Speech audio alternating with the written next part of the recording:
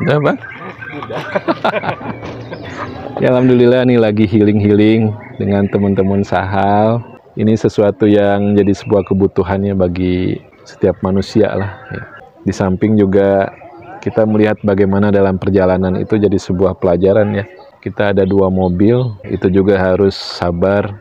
Yang lebih duluan harus sabar nunggu, yang belakang jangan sampai keenakan meninggalkan.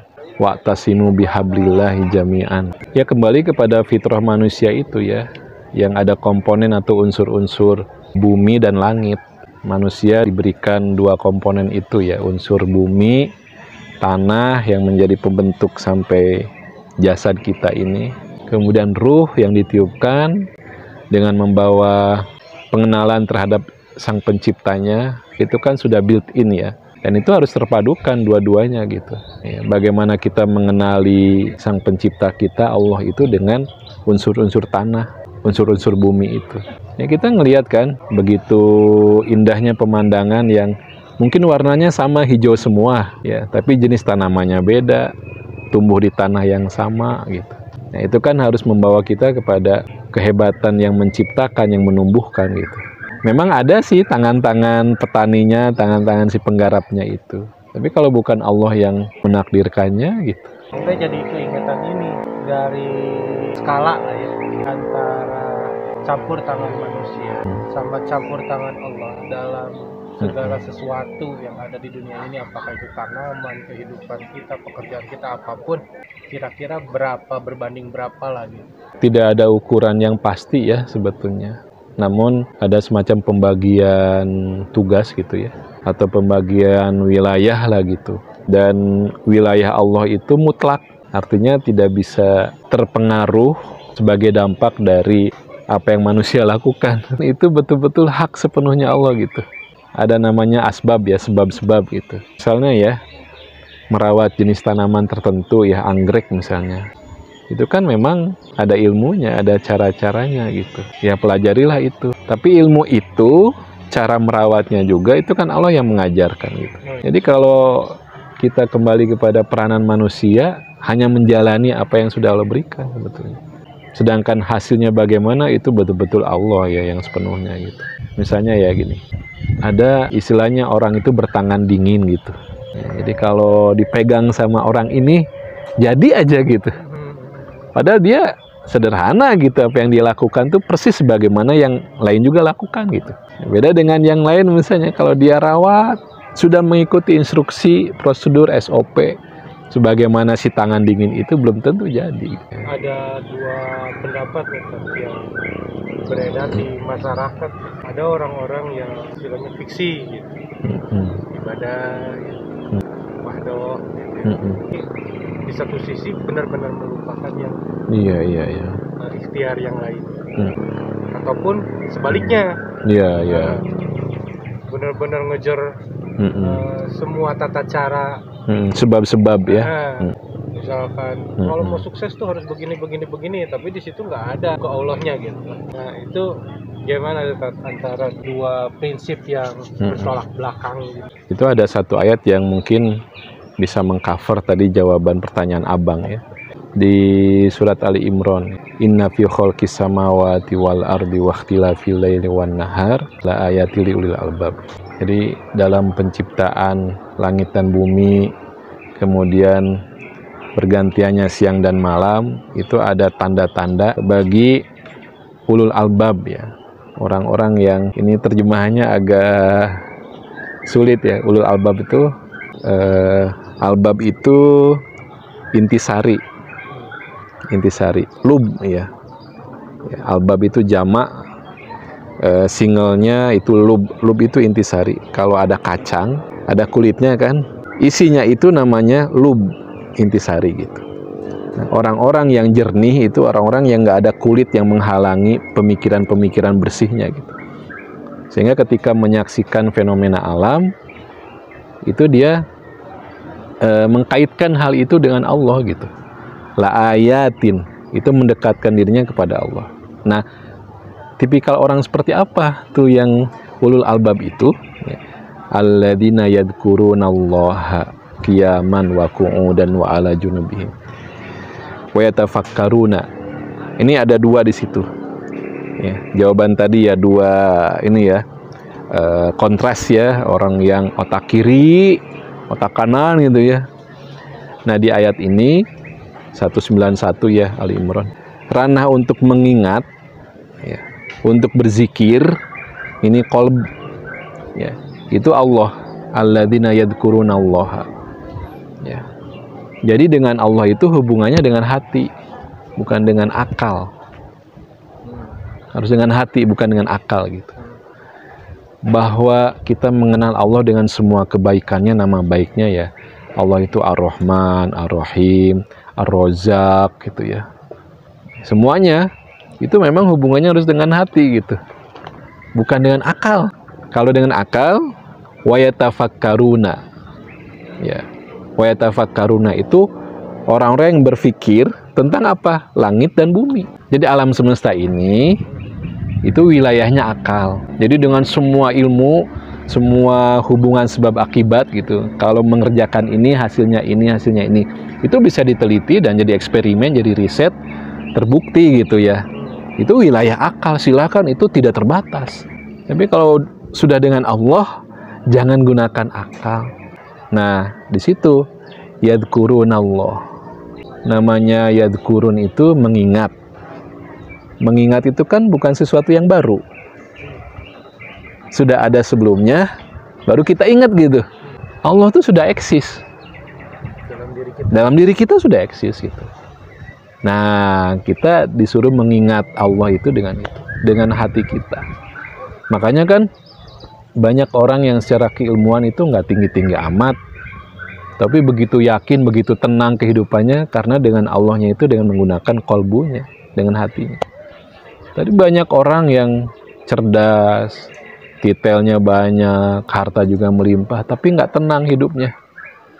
Serba ragu-ragu, serba khawatir gitu dengan masa depan gitu. Dia kalkulasi semuanya gitu. Oh, kalau kondisi sekarang seperti ini gitu, tabungan saya akan habis sekian bulan. Dia khawatir banget tuh, khawatir di PHK, khawatir banget gitu. Ya, nggak salah, cuman nggak seimbang jadinya gitu. Ala bidzikrillahi tatmainnul qulub. Kalau orang banyak mengingat Allah, mengulang apa yang dia punyai tentang ya pengenalan kepada Allah diulang-ulang, itu akan memberikan ketenangan gitu. Bukan dengan akal dipikir gitu. Besok makan naonnya, bulan ini gajinya berapa ya, dikalkulasi gitu.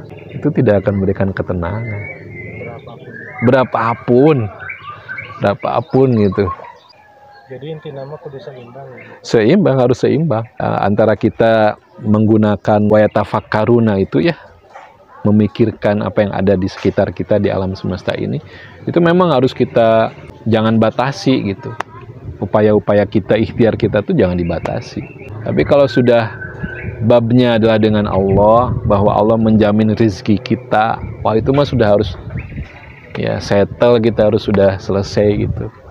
Yakin gitu, harus yakin betul. Nah kan masalahnya bagaimana orang tuh sampai kepada ya, kemampuan alladzina yadhkurunallah, mengingat Allah, mengingat Allah, mengingat Allah. Itu harus banyak exercise, banyak latihan. Tidak hanya latihan di ibadah mahdoh saja tadi kata abang gitu, tapi latihan dalam kehidupan real gitu, kehidupan real gitu. Bagaimana menghadapi situasi anak sakit, bagaimana kita sudah memplanning ya, merencanakan sesuatu, ternyata gagal, nggak sesuai dengan apa yang kita rencanakan. Tidak marah-marah kan? Oh mungkin ada hikmah yang lain, ada rencana yang lain. Nah itu kalau dengan Allah tuh nyantai aja gitu, kita ada dinamika itu, sebuah exercise ya, latihan buat kita gitu, untuk senantiasa yadhkurunallah gitu, mengingat Allah. Jadi kita kan misalkan sudah melakukan sesuai dengan ilmu yang kita tahu, Iya. tiba-tiba gagal, padahal semuanya sudah sama persis sama seperti yang orang lain. Betul. Intinya mah di reaksi kita setelah itu. Reaksinya betul. Reaksinya jangan memutus dengan Allah gitu. Apa yang kita dapatkan, hasil yang kita dapatkan, itu harus kita koneksikan dengan Allah ya. Bahwa Allah itu nggak mungkin menzolimi kita. Allah nggak mungkin menyia-nyiakan kita gitu. Allah nggak mungkin tidak adil gitu. Itu dulu, persepsi itu dulu gitu. Makanya kan masih ayat tadi itu, ma khalaqta hadza batila ya. Itu sampai natijahnya, hasilnya ketika menyaksikan fenomena itu, oh nggak ada yang sia-sia ya, nggak ada yang ngasal gitu yang Allah ciptakan itu. Setelah itu baru ada ungkapan subhanaka. Subhanaka itu kita menjaga Allah itu supaya tidak downgrade gitu. Segera ada upaya untuk menjaga kemuliaan Allah. Di situ akan dibimbing mendapatkan hikmahnya gitu. Ya, kesimpulannya kita ini harus menjadi hamba Allah yang menyatu dengan makhluk yang lain, dengan alam semesta ini gitu. Alam semesta yang tunduk ya, taat gitu kepada Allah. Nah, kita harus menyatu supaya hidup kita itu ya sebagaimana itminannya ya, sebagaimana tenangnya matahari diatur oleh aturan Allah. Ya, langit tenang aja gitu. Ya, kapan harus muncul, kapan harus tenggelam, kapan harus ngasih hujan, kapan harus ngasih kemarau gitu. Nurut, nggak ada apa ya istilahnya protes atas keputusan Allah ya ketika sudah ditakdirkan. Tapi mereka menjalani kan takdir perjalanan hidupnya gitu, dijalani aja gitu.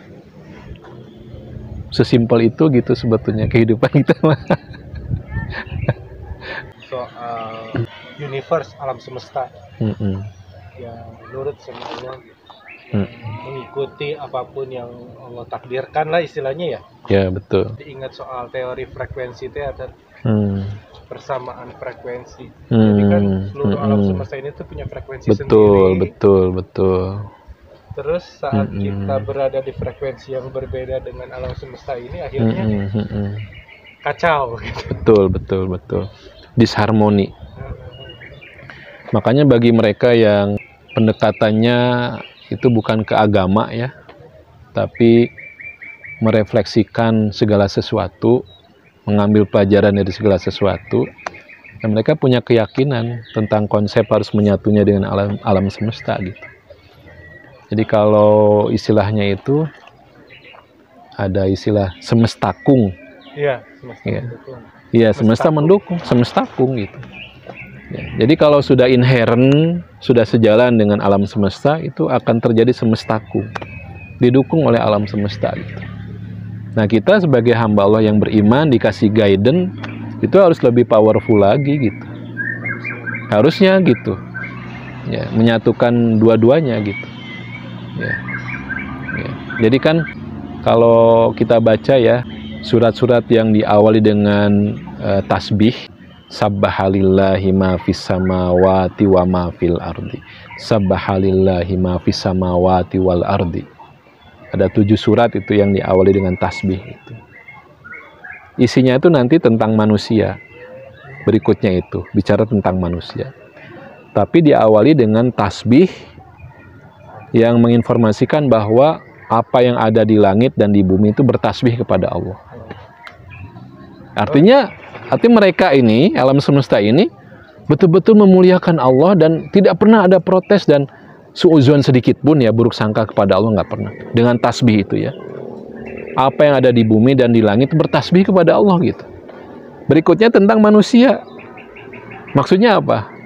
Cik atuh. Alam semesta yang begitu besar, begitu hebat aja bertasbih kepada Allah. Kalian gimana gitu? Manusia gitu.